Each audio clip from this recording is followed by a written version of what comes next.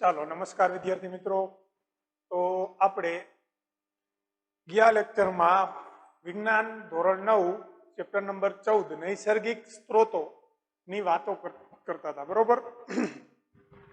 અને ગયા લેક્ચર સુધીમાં આપણે શું જોઈ ગયા છીએ એનું ફટાફટ રિવિઝન કરી લઈએ। તો પહેલા તો માત્ર પૃથ્વી જેવો એક ગ્રહ હતો કે જેની ઉપર જીવન શક્ય છે।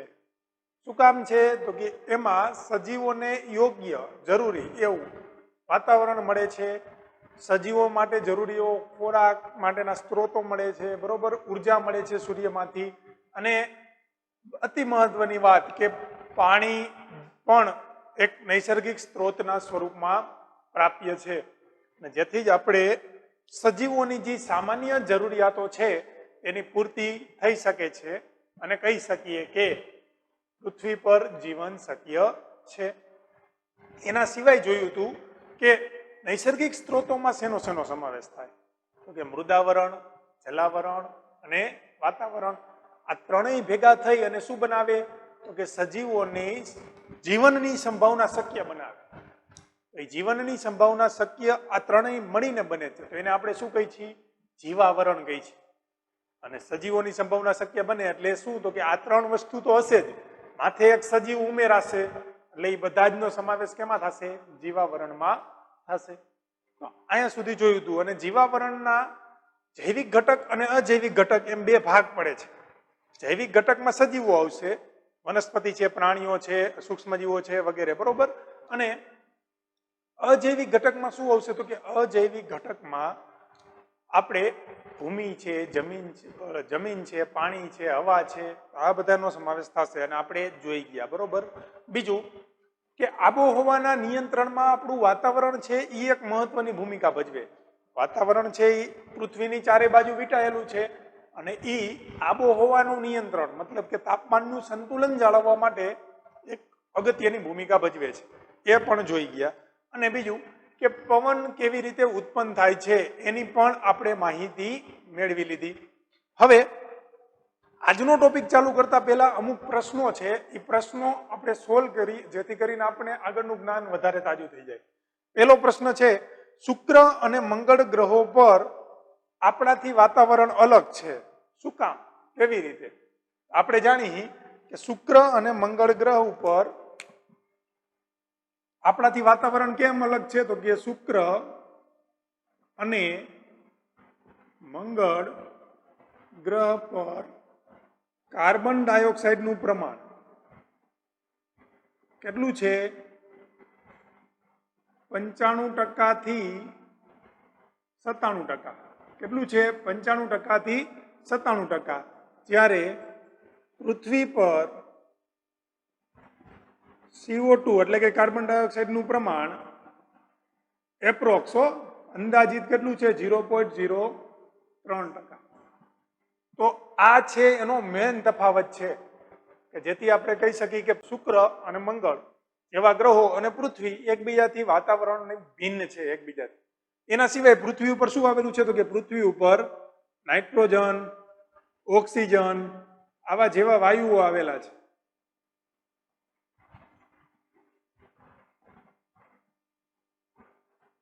આથી કહી શકાય કે બેનું વાતાવરણ ભિન્ન છે। બીજો પ્રશ્ન શું છે? તો કે વાતાવરણ એક કમળા કે ચાદરની જેમ પૃથ્વીને ઢાકે છે, કઈ રીતે? તો કે જો આ પૃથ્વી છે એની ફરતે શું આવેલું છે? તો કે વાતાવરણ આવેલું છે, હવાનું આવરણ આવેલું છે। એ હવાનું આવરણ આ પૃથ્વીને કમળા કે ચાદરની જેમ ઢાકે છે, કઈ રીતે? તો કે આપણને ખબર છે કે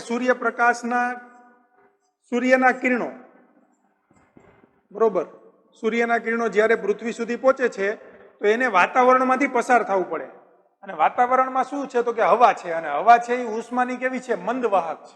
મતલબ કે એને ગરમ ધીમે ધીમે કરશે અને ઠંડુ પણ ધીમે ધીમે થવા દેશે, જેથી કરી અને દિવસ અને રાત્રિ દરમિયાનના તાપમાનમાં તફાવત જોવા મળતો નથી બહુ મોટો। પડી ખબર? તો આ શું કરશે? તો કે આ વાતાવરણના જે વાયુઓ છે એ પૃથ્વીને એક ચાદરની જેમ ઢાંકશે, કમળા કે ચાદરની જેમ ઢાંકશે। આ તો બીજો પ્રશ્ન। ચાલો ત્રીજો પ્રશ્ન છે હવાની ગતિનું કારણ શું છે? હવાની ગતિનું કારણ શું છે? તો આપણને ખબર છે હવાની ગતિનું કારણ શું છે? તો કે દાખલા તરીકે દિવસ દરમિયાન જોઈ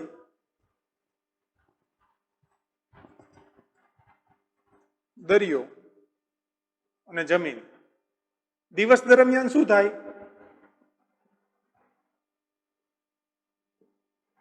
દિવસ દરમિયાન જમીન છે એ ઝડપથી ગરમ થાય. ઝડપથી ગરમ થાય એટલે અહીંયા શું થશે? તો કે અહીંયા ગરમ હવા હશે અને અહીંયા શું હશે? ઠંડી હવા હશે. ઠંડી હવા એટલે શું? તો કે ઉચ્ચ દબાણ. ઉચ્ચ દબાણ ક્ષેત્ર. અને અહીંયા શું હશે? તો કે અહીંયા ઓછું દબાણનું ક્ષેત્ર હશે. ઓછું દબાણનું ક્ષેત્ર હશે એટલે આ ક્યાં ચડશે? ઉપર ચડશે અને આ ક્યાંનું સ્થાન લેશે? એનું સ્થાન લેશે. એટલે હવાની ગતિ કેવી રીતે થાય? તો કે હવાની ગતિ વધારે દબાણવાળા વિસ્તારથી ઓછા દબાણવાળા વિસ્તાર તરફ હોય છે. પડી ખબર? તો આ પરથી પવનની ગતિનું કારણ શું હોય? તો કે પવનની ગતિનું કારણ હવાનું વધારે દબાણ અને ઓછું દબાણ હોય છે. ચાલો એના પછીનો ટોપિક અને આજનો નવો ટોપિક શરૂઆત કરીએ. વરસાદ.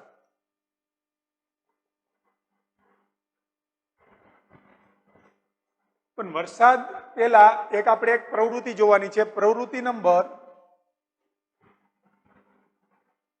14.3. જો 14.3 પ્રવૃત્તિ શું કરવાનું છે? એક બોટલ લેવાની છે. દાખલા તરીકે બોટલ લીધી, માર્કર છે પણ બોટલ તરીકે વિચારી લ્યો. બરોબર, બોટલ લીધી, એની અંદર 10 ml પાણી ભરવાનું છે. મતલબ કે આટલું પાણી ભરવાનું છે. પછી એને બંધ કરી દેવાની છે. પછી એને હલાવવાની છે. એકદમ હલાવીશ એટલે શું થશે? તો કે અહીંયા જે ઉપરના ભાગમાં જે હવા છે એમાં પાણીના અણુઓ શું થશે? તો કે અલ્પ પ્રમાણમાં ભળશે. પછી આને હું તડકે રાખીશ.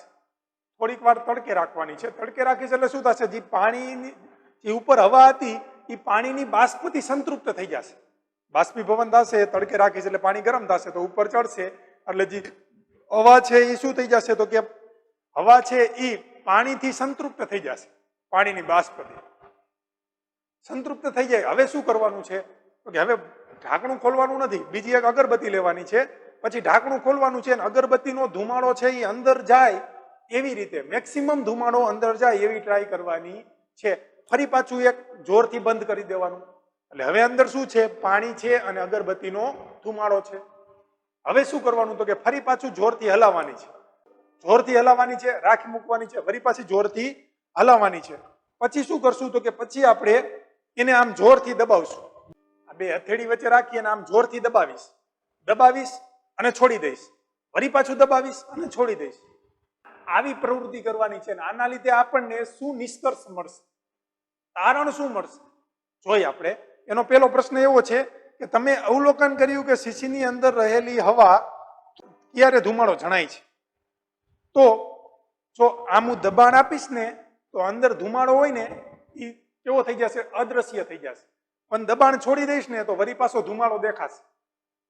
વળી પાછું દબાણ આપીશ ને તો અદ્રશ્ય થઈ જશે.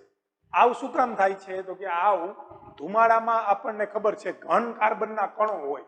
એ ઘન કાર્બનના કણો જે અંદર ઓલી પાણીની બાષ્પ હતી એની સાથે શું થઈ જશે? તો કે એની વચ્ચે રહેશે અને પાણીની બાષ્પ રહીને એ ધુમાડાના કણોની આજુબાજુ ગોઠવાઈ જશે. જેથી કરીને એક ટીપું બની જશે. શું બની જશે? પાણીનું ટીપું. બરોબર. અને એના લીધે શું લાગે? ધુમાડો અદ્રશ્ય થઈ ગયો. પણ જેવું દબાણ મુક્ત કરશો બરોબર એટલે ફરી પાછો ધુમાડો દેખાશે. તો આપણને એટલી માહિતી મળે આમાં કે પાણીનું ટીપું બનવા માટે મતલબ બરોબર કે ધુમાડાના કણોની જરૂર છે. કેમ કે એમનેમ આપણે ટ્રાય કરશું બરોબર ધુમાડો નાખ્યા વગર તો પાણીનું ટીપું બનશે નહીં. તો આની પાછળ વાદળો બંધાવવાની ક્રિયા સંકળાયેલી છે. કઈ રીતે જોઈ? તો કે જો દિવસ હોય, સૂર્યપ્રકાશ પડે, સૂર્યપ્રકાશ જમીન અને પાણી બંને ઉપર શું પડશે? તો કે સૂર્યપ્રકાશ પડશે.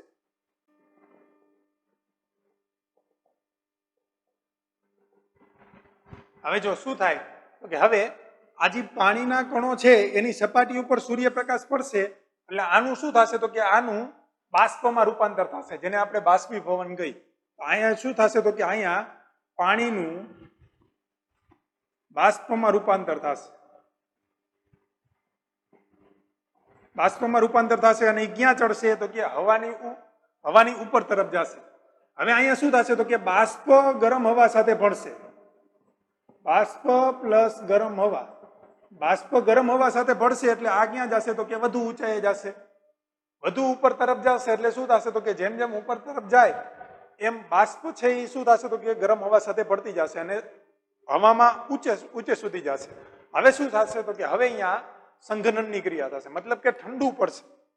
તો પાણીના બિંદુઓ છે એ તો કે બાષ્પમાં શું તો કે નાના નાના બિંદુઓ બુંદીઓ સ્વરૂપે પાણી રહેલું હોય, અતિ નાના બિંદુઓ સ્વરૂપે. પછી શું થશે કે ધીમે ધીમે ધીમે ધીમે એ ઉપર તરફ જાય. પણ હવે શું થશે તો કે હવે જેમ જેમ ઉપર તરફ જશે એમ હવામાંના નિલંબિત કણો, આપણને ખબર છે કે બંધ ઓરડો હોય ને, બંધ ઓરડો, એમાંથી ઉપર તરફથી નીચે સુધી સૂર્યપ્રકાશ આવતો હોય ને તો આપણને હવામાં રજકણો હોય એ દેખાય. ઈ છે એના પ્લસ ધુમાડાના કણો છે. એ ધુમાડાના કણો જ્યારે હવામાં ઉપર રહેલા પાણીના આવા જે નાના નાના બિંદુઓ છે ને એને પકડશે અને એ પોતે વચ્ચે રહેશે અને પાણીના બિંદુઓને ક્યાં ગોઠવશે? ફરતી બાજુ ગોઠવશે. આવા કેટલાય બધા ભેગા થાય છે ને એટલે શું બંધાશે તો કે વાદળ બંધાશે. શું બંધાશે? વાદળ બંધાશે. અને પછી શું થશે તો કે પછી જ્યારે આ જે કણ છે એની ફરતે પાણીના બિંદુઓ છે એ બહુ જાજા વધી જાય. બહુ વધી જાય એટલે શું થાય તો કે પાણીનું ટીપું મોટું થઈ જાય અને એ પછી ક્યાં પડે? જમીન ઉપર પડે. જેને આપણે શું કહી છીએ તો કે જેને આપણે વરસાદ તરીકે ઓળખી છીએ. એટલે કે અહીંયા શું થશે તો કે અહીંયા એક કણ હશે વચ્ચે અને કણની ફરતે આમ પાણીની બાષ્પ ગોઠવાઈ જશે અને બાષ્પનું સ્વરૂપ કેવા થઈ જશે તો કે પ્રવાહી સ્વરૂપમાં. ધીમે ધીમે ધીમે ધીમે આવું વધી જાય એટલે આને શું આપણે કહી તો કે આને આપણે વાદળ તરીકે ઓળખી.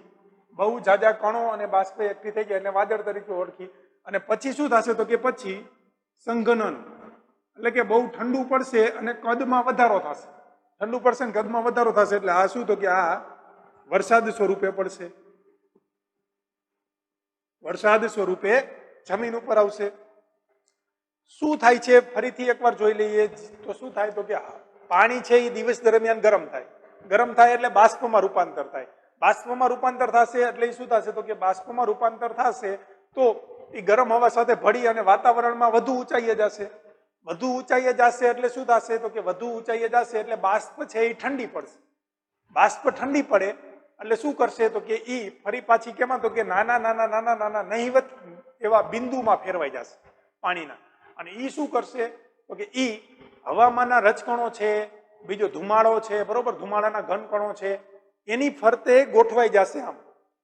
અને એવા કેટલાય બધા કણો ભેગા થાય એટલે એનું શું કહેવાય તો કે એને વાદળ કહેવાય. વાદળનું નિર્માણ થશે.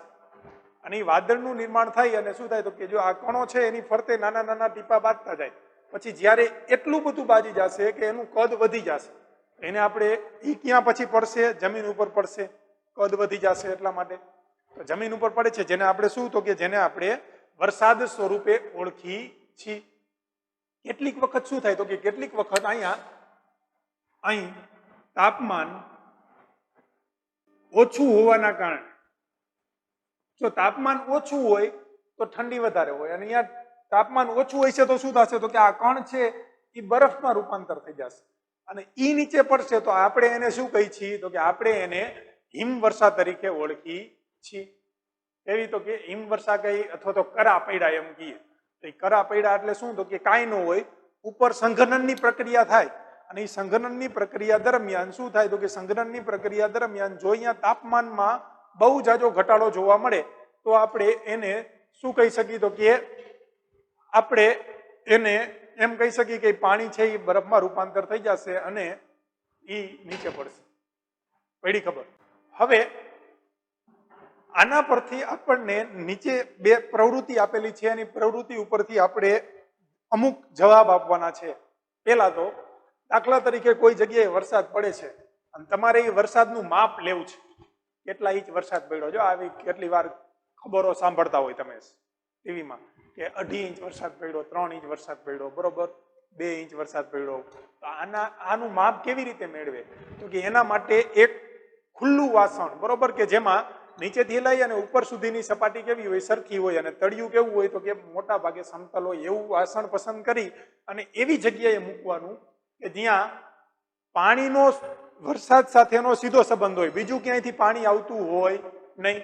મતલબ કે ખુલ્લી જગ્યામાં મૂકવાનું જ્યાં બીજું કોઈ પાણી આવે નહીં. ખુલ્લી જગ્યાએ મૂકશો એટલે શું થશે તો કે ભરાઈ જશે. પછી તો કે વરસાદ રહી ગયો, વરસાદ અટકી ગયા પછી તરત તરત તમારે એને લઈ લેવાનું રહેશે. કેમ? તો કે બાષ્પીભવનની ક્રિયા દ્વારા પાણી ઉડી ન જાય એનું પણ ધ્યાન રાખવાનું રહેશે. અને પછી એમાં શું તો કે પછી એનું માપન કરવાનું રહેશે. અને માપનના કારણે આપણે કહી શકશું કે આટલા ઇંચ વરસાદ પડ્યો છે. મોસ્ટલી આપણે ભારતમાં અથવા તો ગુજરાતમાં ક્યારે વરસાદ પડે છે તો કે ચોમાસા દરમિયાન જુલાઈ અને ઓગસ્ટ મહિનામાં વધારે વરસાદ જોવા મળે. એના સિવાય કે મોટા ભાગનો વરસાદ હોય એ કઈ સિઝનમાં થાય તો કે દેખીતી વાત છે કે ચોમાસાની સિઝનમાં થાય. ક્યારેક શિયાળા અને ઉનાળામાં પણ જોવા મળે છે, પણ એ આપણે કમોસમી વરસાદ તરીકે ઓળખી છીએ. એની બહુ ઓછો જોવા મળે. મોટા ભાગે ક્યારે તો કે શિયાળા અથવા તો ઉનાળામાં કમોસમી વરસાદ જોવા મળતો હોય છે ક્યારેક ક્યારેક. ચાલો આ હતી વરસાદની વાત. બરોબર, વરસાદની માહિતી. કેવી રીતે તો કે પાણી ગરમ થાય એટલે એમાં પાણીના કણોનું બાષ્પમાં રૂપાંતર થાય અને એ ગરમ હવા સાથે ભળે એટલે ઉપર તરફ જાય. ઉપર તરફ જાય એટલે અહીંયા ઠંડી પડે. ઠંડી પડે એટલે જે બાષ્પ હતી એનું શું તો કે પાણીના નાના નાના બિંદુમાં રૂપાંતર થાય અને એ નિલંબિત કણો સાથે સંકળાઈ જાય અને સંઘનનની પ્રક્રિયા દ્વારા ક્યાં પડે તો કે જમીન ઉપર પડે, જેને આપણે શું કહી તો કે વરસાદ તરીકે ઓળખી છીએ. તો આ હતી વરસાદની માહિતી.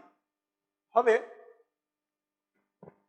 ચાલો તો હવે જોઈએ હવાનું પ્રદૂષણ. પહેલા તો હવાનું પ્રદૂષણ કહેવાય કેને? કોઈ પણ વસ્તુ પ્રદૂષિત થઈ એવું ક્યારે કહેવાય તો કે જ્યારે એની ગુણવત્તામાં ઘટાડો થાય ત્યારે એમ કહેવાય કે એ પ્રદૂષિત થઈ. તો હવાનું પ્રદૂષણ ક્યારે કહેવાય તો કે હવામાં હાનિકારક પદાર્થો ઉમેરાવાથી શું થાય તો કે હવાની ગુણવત્તામાં ઘટાડો થાય તો એને આપણે હવાનું પ્રદૂષણ કહેવાય. હવામાં હાનિકારક પદાર્થો ઉમેરાવાથી હવાની ગુણવત્તામાં ઘટાડો થાય છે, જેને હવાનું પ્રદૂષણ કહે છે. હવામાં હાનિકારક પદાર્થો ઉમેરાય અને હવાની ગુણવત્તામાં ઘટાડો થાય. જો શુદ્ધ હવા હોય એને આપણે શુદ્ધ હવા કહી શકીએ. એમાં કોઈ હાનિકારક પદાર્થો ઉમેરાણા એટલે આની ગુણવત્તામાં શું થયો? ઘટાડો થયો. તો એને આપણે હવાનું પ્રદૂષણ કહી શકીએ. હવાનું પ્રદૂષણ થાય શેના લીધે તો કે જો કોલસો છે, પેટ્રોલિયમ છે, અશ્મિ બળતણ છે. હવાનું પ્રદૂષણ કેના લીધે થાય તો કે કોલસો, પેટ્રોલિયમ અને અશ્મિ બળતણના દહનથી. હવાનું પ્રદૂષણ કેના થાય તો કે કોલસો, પેટ્રોલિયમ અને અશ્મિ બળતણના દહનથી. શું થાય તો કે દહનની પ્રક્રિયા સાથે આમાં શું થાય તો કે આમાં દહનની પ્રક્રિયા સાથે અશ્મિ બળતણનું જ્યારે દહન થાય, અશ્મિ બળતણનું દહન થાય તો સાથે શું થાય તો કે નાઇટ્રોજન અને ઓક્સિજન અલ્પ માત્રામાં હોય. કેમાં? અશ્મિ બળતણમાં. અશ્મિ બળતણમાં નાઇટ્રોજન અને સલ્ફર, ઓક્સિજન નહીં સોરી, સલ્ફર અલ્પ માત્રામાં હાજર હોય. અલ્પ માત્રામાં હાજર હોય છે. હવે જો આનું દહન થશે તો આનું દહન થશે. આની દહનની પ્રક્રિયાથી શું થાય તો કે સલ્ફર અને નાઇટ્રોજનમાં ઓક્સિજન ભળે અને શું બનાવે તો કે નાઇટ્રોજન અને સલ્ફરના ઓક્સાઇડ બનાવે. નાઇટ્રોજન અને સલ્ફરના ઓક્સાઇડ બનાવે. અને ઈ શું છે તો કે ઈ કેવા વાયુઓ છે તો કે ઈ હાનિકારક વાયુઓ છે.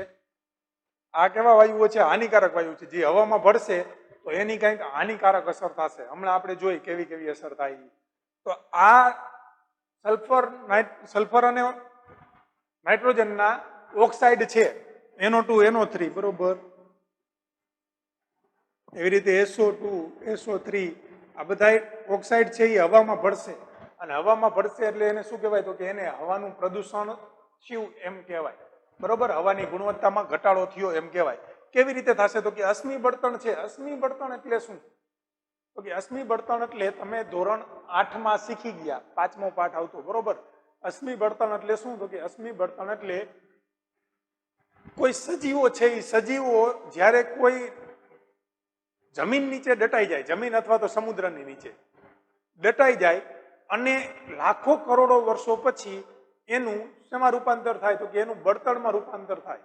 એને આપણે શું કહીએ? તો કે અશ્મિ બળતણ કહીએ, બરોબર. જે કોલસો મળે છે એ કોલસો શું છે? અશ્મિ બળતણ છે. કોલસા એટલે ઝાડ હોય અથવા તો વનસ્પતિ હોય, એની ઉપર શું થાય? તો કે એની ઉપર જેમ જેમ માટીના સ્તર જામતા જાય એમ એ નીચે જતું જાય. નીચે જતું જાય એટલે શું થાય? તો કે દબાણમાં વધારો થાય, તાપમાનમાં વધારો થાય. તાપમાન અને દબાણમાં વધારો થાય એને એટલે શું થાય? તો કે એટલે એનું કોલસામાં રૂપાંતર થાય. અને કોલસામાં રૂપાંતર થાય જેને આપણે અશ્મિ બળતણ કહીએ છીએ. એવી રીતે જ્યારે સૂક્ષ્મજીવો હશે, દરિયાઈ સૂક્ષ્મજીવો, એમાં જ્યારે મૃત્યુ પામે અને એ જ્યારે જમીનમાં દટાશે તો એમાંથી શું બનશે? પેટ્રોલિયમ બનશે, બરોબર. તો તેને આપણે શું કહીએ છીએ? અશ્મિ બળતણ તરીકે ઓળખી છીએ. તો આ અશ્મિ બળતણ હોય એમાં શું હોય? તો કે એમાં નાઇટ્રોજન ને સલ્ફર હોય, અને નાઇટ્રોજન અને સલ્ફરના દહનથી, એટલે કે એને જો સળગાવવામાં આવે તો એ શું કરશે? તો કે આ અશ્મિ બળતણમાં રહેલો નાઇટ્રોજન અને સલ્ફર પણ સળગશે, અને એ બે સળગે તો અશ્મિ બળતણનું દહન થશે, સાથે સાથે આ બેનું પણ દહન થશે, અને એ પણ ઓક્સિજન સાથે પ્રક્રિયા કરશે અને શું બનાવશે? નાઇટ્રોજન અને સલ્ફરના ઓક્સાઇડ બનાવશે, જે હવામાં ભળશે અને હવાને પ્રદૂષિત કરશે. સાથે સાથે આપણને ખબર છે કે કોઈ પણ બળતણના દહનથી ધુમાડો ઉત્પન્ન થાય, અને ધુમાડામાં કાર્બનના કણો હોય. શું હોય? કાર્બનના કણો. કાર્બન છે એ સળગતો નથી. ધુમાડામાં કાર્બનના કણો હોય તો એ કાર્બન શું કરશે? તો કે કાર્બન હવામાંના હાઇડ્રોજન સાથે પ્રક્રિયા કરી હાઇડ્રોકાર્બન બનાવશે. જે પણ શું છે? તો કે જે પણ એક જાતનું હવાનું પ્રદૂષણ જ છે. જોઈએ હવાના પ્રદૂષણની હાનિકારક અસરો. ચાલો, હવાના પ્રદૂષણમાં હાનિકારક અસરો કઈ કઈ થાય છે? તો પેલું જ છે કે હવામાં ઉમેરાતા નાઇટ્રોજન અને ઓક્સાઇડને શ્વાસમાં લેવા નુકસાનકારક. આપણને ખબર છે હવામાં નાઇટ્રોજન અને સલ્ફર ઉમેરાય તો એને હવાનું પ્રદૂષણ કહેવાય. હવામાં ઉમેરાતા નાઇટ્રોજન અને સલ્ફરને શ્વાસમાં લેવા હાનિકારક છે. આનાથી શું થાય? તો કે તેનાથી કેન્સર, હૃદય રોગ, એલર્જી જેવી બીમારીઓ થાય છે, બરોબર. આમાં નાઇટ્રોજન અને સલ્ફર હવામાં ઉમેરાય છે તો એ હવાનું પ્રદૂષણ થયું કહેવાય. અને જો એવી હવા આપણે શ્વાસોશ્વાસમાં લેશું તો એમાંથી શું? તો કે કેન્સર છે, એલર્જી છે, બરોબર, હૃદય રોગ છે, આવા બધા રોગો થવાની સંભાવના વધી જાય છે, બરોબર. તો આ એક હાનિકારક અસર કહેવાય. બીજી અસર શું છે? તો કે બીજી અસર, જો હવામાં આજી ભળે છે નાઇટ્રોજન અને શું છે? તો કે નાઇટ્રોજન ઓક્સાઇડ અને સલ્ફર ડાયોક્સાઇડ, આ બધા ઉપર ચડશે એટલે શું થશે? તો કે અહીંયા પાણીની બાષ્પ હશે. આ પાણીની બાષ્પ સાથે આ ઓક્સાઇડ પ્રક્રિયા કરે, બરોબર. તો શું થશે? તો કે જો આવું થશે H2O + SO2. તો આ શું બનાવશે? તો કે H2SO4, એટલે કે એસિડ બનાવશે. શું બનાવશે? એસિડ. જો આ વાતાવરણમાં ઉપર ચડશે તો એ એસિડમાં રૂપાંતર પામશે. એવી રીતે NO2 ભળે, H2O અને NO2, તો આ HNO3 બનાવે, નાઇટ્રિક એસિડ. તો નાઇટ્રિક એસિડ અને સલ્ફ્યુરિક એસિડ બનાવશે. શું થશે? સલ્ફર ડાયોક્સાઇડની હવામાં ઉપર ચડે તો ઉપર બાષ્પ સાથે ઓક્સાઇડ સંયોજાય છે અને શું બનાવે છે? તો કે સલ્ફ્યુરિક એસિડ અને નાઇટ્રિક એસિડ બનાવે છે. પછી શું થશે? તો કે પછી પાણી હારે વરસાદના પાણી સાથે ક્યાં આવશે? જમીન ઉપર આવશે. અને જમીન ઉપર આવશે જેને આપણે એસિડ વર્ષા કહીએ છીએ. મતલબ કે એસિડ વર્ષા જે શું કરે? તો કે જે સજીવોની ચામડીને દજાવી મૂકે, બરોબર, નુકસાન કરે. એના સિવાય કેટલાય સૂક્ષ્મજીવો જળાશયમાં રહેતા હોય એવા દરિયાઈ જીવો અથવા તો એ પાણીમાં રહેતા હોય એવા જીવોને પણ નુકસાન પહોંચાડશે. તો આ બધી એસિડ વર્ષાની આ હવાના પ્રદૂષણની હાનિકારક અસરોમાં આવે. લખીએ બીજી શું કહે છે? તો હવામાં રહેલા સલ્ફર અને નાઇટ્રોજનના ઓક્સાઇડ વરસાદના પાણી સાથે ભળી અને એસિડ વર્ષા કરે છે. હવામાં રહેલા સલ્ફર અને નાઇટ્રોજનના ઓક્સાઇડ પાણી સાથે ભળી અને એસિડ વર્ષા કરે છે. શું કરે તો કે સલ્ફર ને નાઇટ્રોજનના ઓક્સાઇડ ધીમે ધીમે હવામાં ઉપર જશે અને ઉપર પાણી સાથે ભળી જશે અને પાણી સાથે ભળી અને શું કરશે તો કે એસિડ વર્ષા કરશે. જે શું કરે તો કે જે સજીવોની ત્વચા, ભૂમિ અને પાણીમાં વસતા સજીવો માટે હાનિકારક છે. જે ત્વચા એટલે કે ચામડી, જમીન માટે હાનિકારક છે, પાકોને નુકસાન કરે અને બીજું શું તો કે પાણીમાં વસતા સજીવો માટે હાનિકારક છે. ચાલો ત્રીજી શું અસર છે તો કે ત્રીજી, જો કાર્બન છે એ શું થાય તો કે કાર્બન એ સળગે છે અને કાર્બનના લીધે ધુમાડો ઉત્પન્ન થાય. ધુમાડામાં કાર્બનના કણો હોય એ હવામાં જશે એટલે હાઇડ્રોજન સાથે સંયોજાશે અને હાઇડ્રોકાર્બન બનાવશે. તો એ હાઇડ્રોકાર્બન છે એ શું છે તો કે હાઇડ્રોકાર્બન હવામાં નિલંબિત સ્વરૂપે રહીએ અને નિલંબિત સ્વરૂપે હોય એટલે વાતાવરણને ધૂંધળું બનાવે છે. હાઇડ્રોકાર્બન હવામાં નિલંબિત સ્વરૂપે હોય જે વાતાવરણને ધૂંધળું બનાવે. વાતાવરણને કેવું બનાવશે? ધૂંધળું બનાવશે. તમે થોડાક વર્ષો પહેલા જોયું હશે, બરોબર, 1-2 વર્ષ પહેલા અથવા તો શિયાળાની સિઝનમાં ખાસ દેખાય કે દિલ્હીના વાતાવરણમાં એકદમ ધૂંધળાટ, બરોબર, ધૂંધળું વાતાવરણ થઈ ગયું, જેના લીધે સરકારે ઓડ ઇવન ફોર્મ્યુલા નાખી. એટલે કે એક દી એકી નંબર વાળી ગાડી આવશે, એક દી બેકી નંબર વાળી ગાડી ચાલશે, બરોબર. તો આવા નિર્ણયો લેતા હોય છે, જેના લીધે શું થાય તો કે જેના લીધે હવામાં હાઇડ્રોકાર્બનનો ઘટાડો થાય. અને હાઇડ્રોકાર્બનનો ઘટાડો થશે તો શું થશે તો કે હાઇડ્રોકાર્બનનો ઘટાડો થશે તો વાતાવરણ શુદ્ધ રહેશે, બરોબર, ચોખ્ખું રહેશે. અને આવું થાય એના લીધે શું થાય તો કે આવું છે ધૂંધળું વાતાવરણ હોય, કેટલીક વખત શિયાળામાં સવારે વધારે પડતો ધુમ્મસ નોતરે છે અને એના લીધે અકસ્માત જેવી સમસ્યાઓ પણ સર્જાય છે. તો આથી હવાના પ્રદૂષણની હાનિકારક અસર. હવે હવાનું પ્રદૂષણ છે એ કેટલા પ્રમાણમાં છે એનું એક કુદરતી સૂચક છે અને કુદરતી સૂચક છે લાઇકેન. શું છે? લાઇકેન. આ લાઇકેન કુદરતી સૂચક તરીકે વર્તે.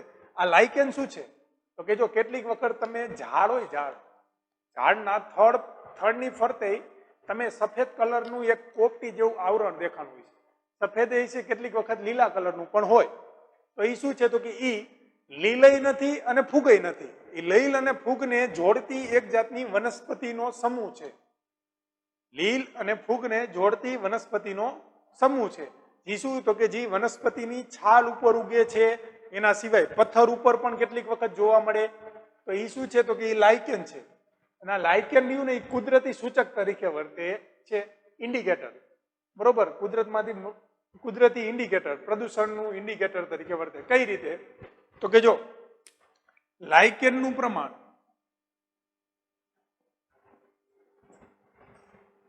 બરોબર, લાઇકેનનું પ્રમાણ જો દાખલા તરીકે આપણે કહી કે રોડની નજીકના વૃક્ષોમાં, રોડની દૂર આવેલા